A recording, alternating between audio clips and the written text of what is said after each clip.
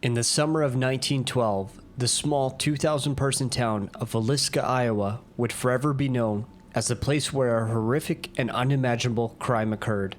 At the time, the town was busy and alive with many passenger and freight trains running through daily, with hotels, restaurants, movie theaters, and stores.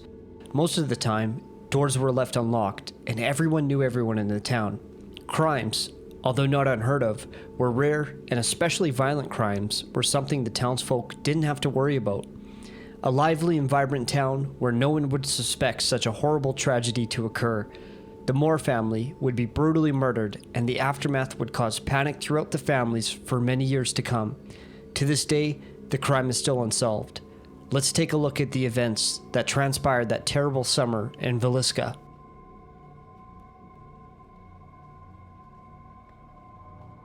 Josiah, or Joe, and his wife Sarah Moore, and their 4 children were well liked in the town and could be seen helping their neighbors often. Generally quite friendly and had a good standing with most of the people in the town. On June 9th, 1912, the Moore family attended an annual church event called the Children's Day Program, which had been organized by Sarah Moore. That evening, 9-year-old Catherine Moore invited her friends, 12-year-old Lena Stillinger, and her sister, 7-year-old Ina May, to stay the night. After the church program ended at 9:30, the Moore family, along with the Stillinger sisters, walked home from the church, arriving sometime between 9:45 and 10 p.m. This would be the last time that the family and sisters would lay down to rest. The next recorded event would come in the morning. The Moore's neighbor, Mary Peckham, noticed that the family was not outside tending to their regular chores and that the house was quiet and no movement was seen. Between 7 and 8 a.m., she knocked on the door to see if everything was all right, but she received no answer back. When she tried to open the door, she found it locked. As this was all unusual for the family, she called Josiah's brother, Ross Moore. When Ross arrived at the white frame house, he knocked loudly on the door and shouted, attempting to alarm or awaken someone in the house. He then tried to look through the windows, but found all of the curtains drawn down or saw that the windows were covered. He then produced his spare keys and entered the house, quickly returning to the front porch, and he instructed Mary to call the police about the horror he had just witnessed. Villisca City Marshal Hank Horton arrived on the scene with other officers, and it was determined that all members in the household had been murdered, bludgeoned to death with an axe during the night. All the members of the household, except Lena Stillinger, were thought to have been asleep at the time of their murders. Josiah received more blows from the axe than any other victim, and it was believed that after the killer had hit Josiah initially, they came back later to inflict more blows. His face had been cut to such an extent that his eyes were missing. It was concluded that Lena was the only victim that had tried to fight back against the attacker, as she appeared to have had a defensive wound on her arm.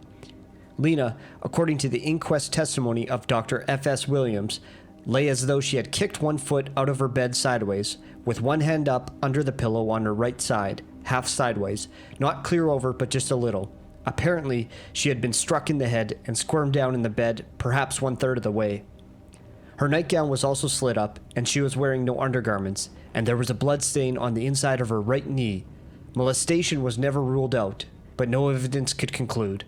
The attacks were so vicious that the ceilings in the bedrooms displayed gouge marks apparently made by the upswing of the axe. The axe was found in the guest bedroom, indicating that the Stillinger girls were likely to be the last killed. Reports showed that the axe belonged to Josiah.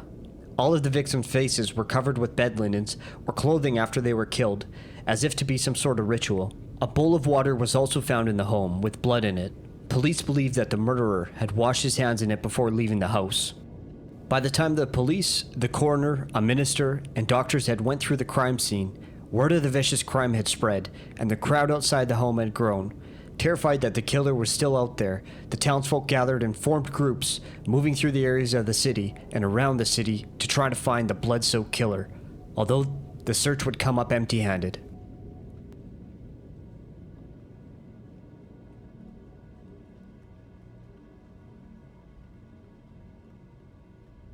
Although the murder has been unsolved to this day, there were a few suspects who were considered in this awful act. Some efforts to search the town and surrounding countryside for the murderer were made, but to no success. As far as the suspects go, there was Andy Sawyer, who moved from town to town for jobs and had actually been hired on the Burlington Railroad the same morning of the murder.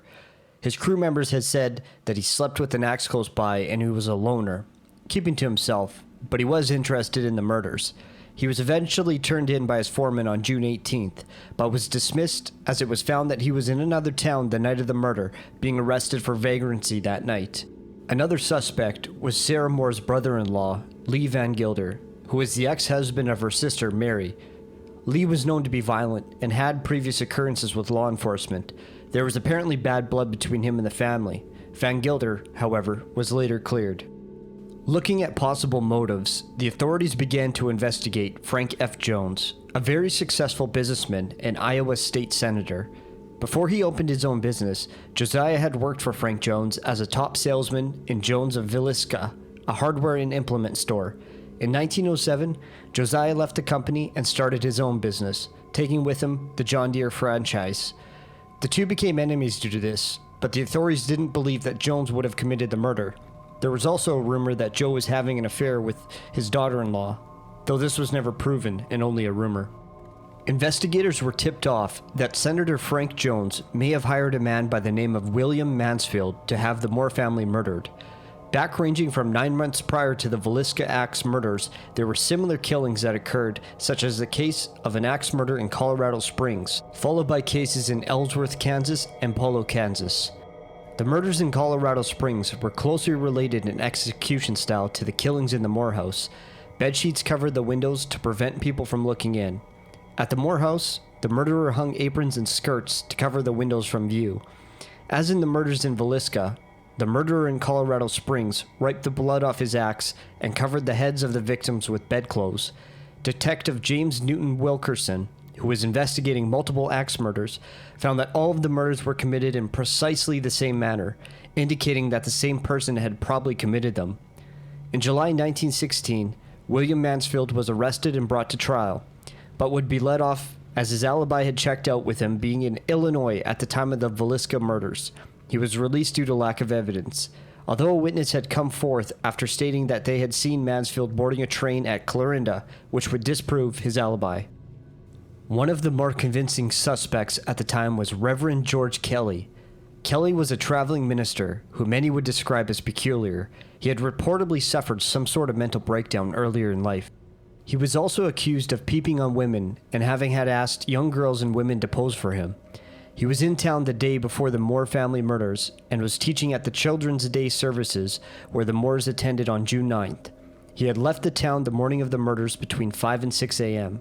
In the weeks after the murders, Kelly had a fond interest in them and had written to police and investigators about it. This caught the attention of a private investigator who wrote back and asked Kelly for more information. Kelly replied with such great detail in that he mentioned hearing screams and even seeing the murders take place that night. His known mental illness made authorities question whether he knew the details because of having committed the murders or he was simply imagining what happened. Years later, in 1917, Kelly was arrested for the Villisca murders due to speculation about another case where Kelly had sent obscene material through the mail to a woman.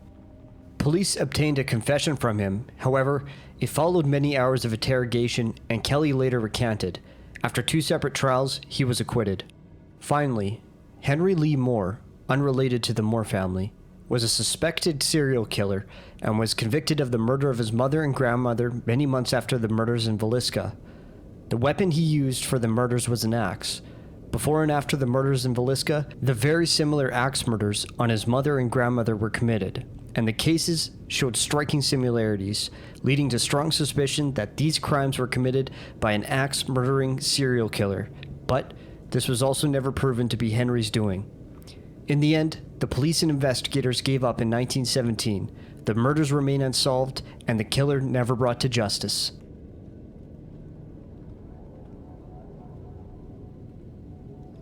The white framed house that held witness to the horror in 1912 is still standing to this day. It is now viewed as a tourist attraction where one can go and not only walk through the house, but even stay the night. Although the murders have taken place over 100 years ago, there are still rumors of paranormal activity in the house. Many paranormal investigators have visited and stayed in the house and have been said to have audio or video proof of paranormal activity, even hearing a voice that says, "I killed 6 kids." Many have toured the house and have heard children's voices and whispers, loud banging, and objects moving on their own. Some have even reported feeling an evil presence in the attic, as if it was the killer waiting for the family to fall asleep. As the murder still goes unsolved, the memory of the family and the Night of Horrors remains, and it continues to haunt townsfolk and visitors alike. The killer, or killers, were never brought to justice, and this remains one of the worst murders to not only hit Villisca, but also the US. Thank you for watching.